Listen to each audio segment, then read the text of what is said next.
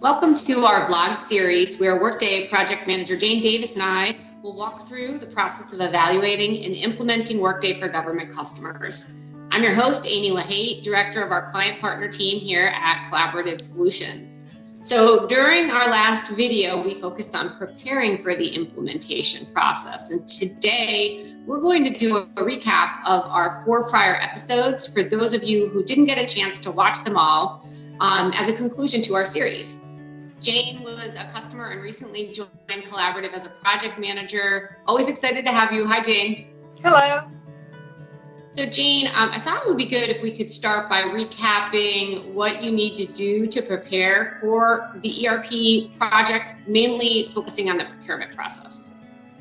Yeah, well, obviously you have to kind of get the organization ready mentally for the fact that you might be doing such a big project and get people a little bit excited about it. Other things people can do is kind of start looking at their current processes and what they might want to change or how they'd like that to look in the future.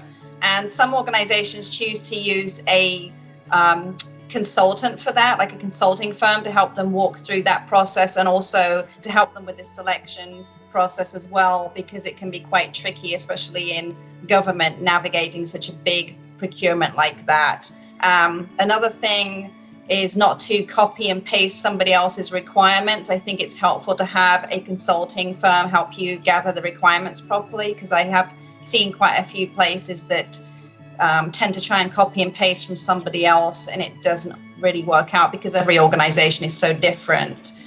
And the other thing I really would recommend is checking references properly and like really digging in there and making sure that you're listening to what other customers are saying about your vendors that you narrow down to for the ERP selection. That's great. Great job recapping all of that from that one episode. I appreciate it. So I know we also talked about the mechanics of the selection committee and who should be represented on the committee. So at a high level, can you share some considerations there as well? Yeah, I mean, I think in my experience, the biggest thing is to have, make sure that you've got representation from multiple areas and not just have, sometimes I think there's a tendency to just pick HR, finance and IT people. And I think it's really important to have somebody from some of the other major areas, because everyone's going to be using the system. It's not just the HR and finance team, it's going to be everybody. And I think it's important for those folks to have some kind of seat at the table, and it helps with buy-in reasons as well, but they really should be looking at it too, I think. Great.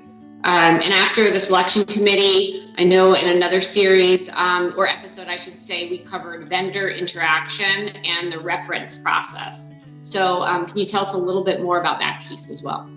Yeah, so before we got deep into the real procurement where it becomes that you're working underneath the cone of silence and you can't really talk to people, we started having informal meet and greets with some of the vendors so that we could get to know them a little bit better and have like some mini demos before we get going on the real deep procurement piece. So that way we were able to ask more questions and have more people participate in watching the software and kind of see how they feel about it. And then with the references, we put out surveys, written surveys for the vendors to fill in. And then we also interviewed former customers as well on that so that we could kind of get their feedback. Thanks. And then finally, we started touching on preparing for the actual implementation. Could you help kind of round things out by closing us out on that last topic? Yeah, so really, I think one of the biggest things that people don't realize is how much time commitment doing one of these projects is. So even though it gets talked about a lot, I think that organizations don't realize that some of those key people from their own staff are going to be out for days at a time, sometimes for an extended period of however long the project is, and that they sometimes are still having to do their own job back in the office. So some places choose to backfill, but there isn't always money for that. So then on the other hand, they have to kind of get creative and maybe pull people from different parts of the organization to help, not necessarily directly on the project sometimes, but they might be able to help support key people who are working on the project and take on some of their day-to-day tasks. So there's just lots of different ways you can be creative and try and fill those gaps. But I really find that it's a shock for people when they realize how much work sometimes it can be on a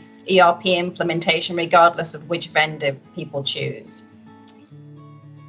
That's a great recap, and that's exactly why we're trying to do this series, is to kind of help share, best practice recommendations and help everybody start to prepare for the process. So I really appreciate you taking the time to recap our prior episodes, and we're going to be closing out this series. We really appreciate, everyone viewing our content, and then during our next series, we're going to be focusing on the actual ERP implementation process and all the different considerations that you should make once you begin the project. So wanted to say thanks again, Jane, for your time and expertise. Always appreciate having you. And thanks, everybody.